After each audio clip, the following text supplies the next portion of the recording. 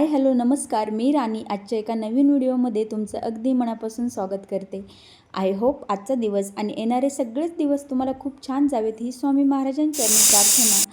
आजचा ब्लॉगची सुरुवात ही इव्हिनिंगपासून चालू केली आहे. तर तुम्हाला ही छोटी मोठी कामं गृहिणींसाठी अगदी छान प्रकारे आणि कमीत कमी वेळेत कशी पूर्ण करता यावी त्याचे छोटे छोटे टिप्स मी तुमच्या शेअर करणार आहे. तर व्हिडिओ तुम्ही नक्की शेवटपर्यंत पूर्ण आपल्याला जी छोटी मोठी जी कामं करायची असतात त्याच्यासाठी थोडासा वेगळा वेळ आपल्या गृहिणींना तर काढावाच लागतो. जसं की आपली डेलीची ठरलेली जी कामं असतात त्याच्यातून थोडासा वेगळा वेळ या कामांसाठी आपल्याला द्यावा लागतो, म्हणजे ती कामं वेळेत आणि आपल्याला पाहिजेत तेव्हाही कंप्लीट होऊन जातात. म्हणूनच जर स्वयंपाक असतो, स्वयंपाक आता ही तर आपल्याला सगळ्यांनाच म्हणजे लागणारी गरज आहे. स्वयंपाक हा झालाच पाहिजे वेळेवरती, आणि ही जी कामं असतात ती थोडं वेळेला अनुसरून थोडं वेगळ्या प्रकारे केली तर अगदी लवकर होतात. आणि ह्या छोटे छोटे टिप्स आपण डेलीच्या लाईफमध्ये थोड्याशा फॉलो केल्या तर आपली कामं सहज आणि साधी आणि सोपी होऊन जातात, आणि पसाराही होत नाही, आणि अगदी आपल्याला समाधानही मिळतं कामांपासून. तर आज इथे संध्याकाळी स्वयंपाक थोडासा कमीच, म्हणजे मला फक्त आज भात लावायचा होता कारण की स्वयंपाक शिल्लक होता, आणि मायरासाठीच थोडंसं स्वयंपाक संध्याकाळचा बनवायचा होता. आणि मग मी ठरवलं काय आता ह्या वेळेचा उपयोग आपण कसा करून घ्यायचा. मग मी पटापट कामाला लागले. तर मला आज शेंगदाणे भाजून घ्यायची होती. शेंगदाण्याचा कूट दोन प्रकारची, म्हणजे 2-3 प्रकारची शेंगदाण्याची कूट बनवायची होती. त्यानंतर मग मला चटणी बनवायची होती जी खाण्यासाठी लागते ती. माझ्याकडे 2 प्रकारच्या अल्टरनेट चटण्या ह्या नेहमीच असतात, जवस आणि कारळ. आणि शेंगदाण्याची कधीतरी असते आणि ठेचामध्ये कधीतरी असतो, पण ह्या 2 चटण्या माझ्या डेलीच्या लाईफमध्ये माझ्याकडे अल्टरनेट असतातच, म्हणजे असतातच. आणि आता तर वांग्याचं भरितासाठी ह्या दोन्ही चटणी तर मोस्ट इम्पॉर्टंट. तुम्हाला आवडतात का मला नक्की कॉमेंटमध्ये सांगा. इथे मी भरपूर सारी शेंगदाणे भाजून घेतली. त्यानंतर त्याचं 2-3 प्रकारची जी कुटं असतात तीही बनवून घेतली. त्यानंतर इथे जवस भाजण्यासाठी घेतलं. जवस छान असं खरपूस भाजू दिलं, कारण की छान असं मंद आचेवरती भाजलं तर त्याची चटणी अतिशय टेस्टी अशी लागते. त्यानंतर तूप बनवायचं होतं, तेही बनवून घेतलं.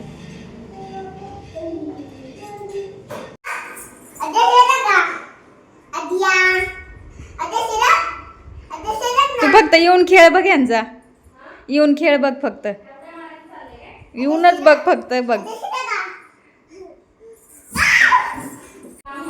हा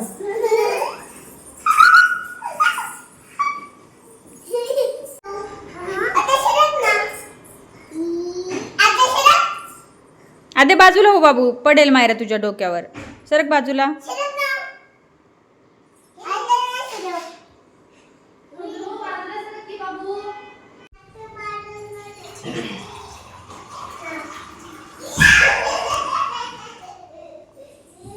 संध्याकाळचं नको देत जाऊ, सकाळचं दूध देत जा आणि मग संध्याकाळच्या टायमिंगला तिला पोटभर खायला घालत जा.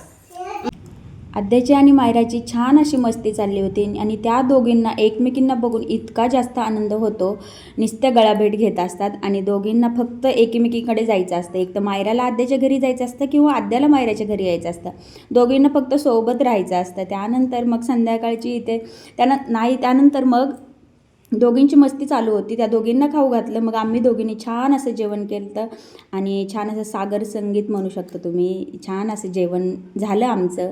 मग आम्ही घरी आलो. त्यानंतर संध्याकाळची इथे पुन्हा अजून कामं, आणि ग्रेप्स वगैरे काहीही बाहेरचं असो, भाजीपाला असो किंवा फळं असो, मी अशा प्रकारे वॉश करून घेते, कारण की खूप सारं त्याच्यामध्ये पेस्टिसाइड्स वगैरे हे आजकाल करतात, आणि खूप साऱ्या पेस्टिसाईड असल्यामुळे ते खूप हानिकारक असतं लगेच आपल्या मुलांना द्यायला किंवा आपल्यासाठीही. म्हणून असं थोडं मिठाच्या पाण्यामध्ये थोड्या वेळ भिजवत ठेवते आणि त्यानंतर मग खायला घेते. तर असंच करत असते. मग मायराला असे वॉश करून ग्रेप्स दिले खायला, आणि तिने खूप छान असे एन्जॉय केले. संध्याकाळी वॉकिंगला जाताना दोघींना जास्त झालं, आमच्यापेक्षा जास्त त्यांना एक्साइटमेंट असते की वॉकिंगला जायची. त्यांनाच आठवण खूप जास्त होते. मग असं दोघींनी छान मस्त वॉकिंग केलं, आणि त्यानंतर मग आमचं गोंडूला इथं पडलं आणि खूप जास्त रडू लागली ती. तिला थोडेसे खडे वगैरे टोचले होते, आणि मग आम्ही घरी गेलो. दुसऱ्या दिवशी सकाळी पुन्हा इथे मग जे मी भिजू घातलं होतं त्याला मग इथे मी अशा याच्यामध्ये ठेवून दिलं आणि मग याच्यामध्ये खूप छान असे मोड येतात आणि आता उन्हाळा आहे तर अजून फार जास्त छान मोड येतात आणि जेव्हा मोड येतील तेव्हा तुमच्याशी मी ते शेअर करेलच, पण आता इथे ठेवते. आता ह्याच्यामध्ये ठेवण्याची ही पद्धत असते, म्हणजे ते रेड कलरचं दिसते, मला त्याला काय म्हणतात हे मी एक्झॅक्टली तुम्हाला सांगू शकत नाही, पण जे ते रेड कलरचं आहे ते असं अपोजिट साईडला ठेवायचं. जणू तीन डब्यांचं आहे ना, मग ते अपोजिट साईडला ठेवावं लागतं म्हणजे मोड छान येतात त्याला. म्हणूनच आपल्या गृहिणींसाठी अशी छोटी मोठी कामं आपण इतर वेळेत करून घेतली तर आपल्यालाही जास्त लोड येत नाही आणि म्हणजे कामांचा ताणही वाढत नाही. असं तर आपण थकूनही जातो आणि तसं न थकताही आपली अशी छोटी छोटी कामं आपल्याला समाधानकारक किंवा समाधान देऊन जातील अशी आपण जर वेळेत आपली कामं करून घेतली तर आपल्यालाही आनंद मिळतो आणि जी कामं झालेली आहे त्याचाही आपल्या मनाला कुठेतरी समाधान मिळतं. मग तुम्हाला म्हणजे माझ्या ह्या टिप्स तुम्हाला नक्कीच उपयोगी पडतील आणि तुम्ही असंही करत असाल तर मला नक्कीच तुम्ही सांगू शकता.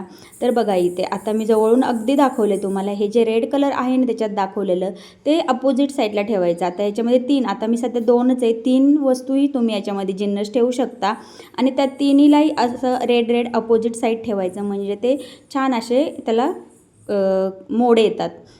चला तर मग पुन्हा अजून इथे भाजीची तयारी. आज मला पनीरची भाजी बनवायची होती, त्यासाठी इथे कांदा आणि टोमॅटो जे आहे ते असे थोडेसे त्याचं भाजून घेतले आणि त्यानंतर इथे भाजी बनवायला घेतली. तर मला तुम्हाला हे सांगायचं आहे की जे आपली छोटी मोठी कामं असतात आपल्या गृहिणींसाठी, छोट्या मोठ्या कामांतही आपल्याला आनंद मिळतो. तर हे जे पनीर आहे तर ते मी घरी बनवलेलं मागच्या व्हिडिओमध्ये तुमच्याशी शेअर केलं. एवढं आमच्या तिघांसाठी इनफ होतं आणि मेन म्हणजे सांगायचं झालं तर अगदी चव इतकी छान लागते ना, तर तुम्ही नक्की बनवत असाल तर मला नक्की सांगा. आणि छान लागतं, जे बाहेरचं खाण्यापेक्षा असं थोडंसंच घरचं जे बनवतो ना ते अगदी छान लागतं आणि असं कच्चं जरी खाल्लं ना तरी ते घरचंच लागतं आणि छान होतं घरचं पनीर आणि इनफ होते एवढ्याची आम्हा तिघांसाठी भाजी. आणि छान अशी भाजी बनवून घेतली आणि पनीरही मस्त झालं तर तुम्ही बघितलंच असेल.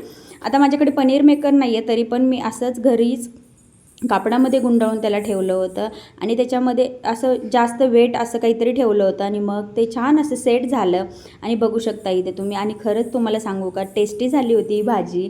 चला मग ह्या छोट्या टिप्स तुम्हाला कशा वाटल्या मला नक्कीच कॉमेंटमध्ये सांगा आणि व्हिडिओ तुम्हाला यूजफुल वाटला असेल तेही मला कॉमेंटमध्ये सांगा आणि तुमच्याही अजून काही टिप्स असेल त्याही तुम्ही माझ्यासोबत शेअर करू शकता. आणि अजून एक छोटं काम, जी मेथी आपली कसुरी मेथी होती ती थोडी सादळली होती आणि तिला मग तव्यामध्ये थोडं गरम केलं आणि तीही एका डब्यामध्ये स्टोअर करून ठेवली. आणि या छोटे टिप्स आपल्या गृहिणींसाठी खूप जास्त महत्त्वाचे असतात आणि आपल्या सगळ्यांसाठीच खूप जास्त हेल्पफुल असतात, म्हणजे इतर कामाच्या वेळेस आपल्याला मदतीला येतात. चला मग खूप छान असं जेवण केलं. मी पनीरची भाजी बनवली होती आणि फ्रेंडनी तिची भाजी दिली होती आणि मस्त अशी एन्जॉय केली. मायराने आम्ही सगळ्यांनी मस्त असं जेवण केलं आणि इव्हिनिंगला खूप छान इथे आभाळ आलं होतं आणि आभाळ आलं आहे तुम्हाला तर माहीतच आहे. मग तर काय पाहिजे, चहा तर झालाच पाहिजे. मायरा झोपलेली होती इथे, पण तिला असं थोडासा जरी हवेतून पावसाचा वास आला तर तीही माझ्यासारखीच आहे, उठून बसते आणि फायनली पाऊसही आलाच. आणि मग मी म्हटलं आता चहा मस्त करून घेते. आय होप की तुम्हाला हा व्हिडिओ यूजफुल ठरेल आणि तुम्हाला नक्कीच आवडला असेल. आपला हा व्हिडिओ तुम्हाला आवडला असेल तर नक्की लाईक करा, कमेंट करा आणि जास्तीत जास्त शेअर करा. आणि हो, अजूनही आपल्या चॅनलला तुम्ही सबस्क्राईब केलं नसेल तर नक्की चॅनलला सबस्क्राईब करा.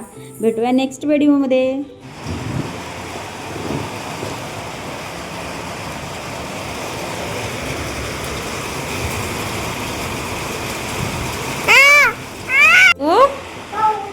पाऊस बघते.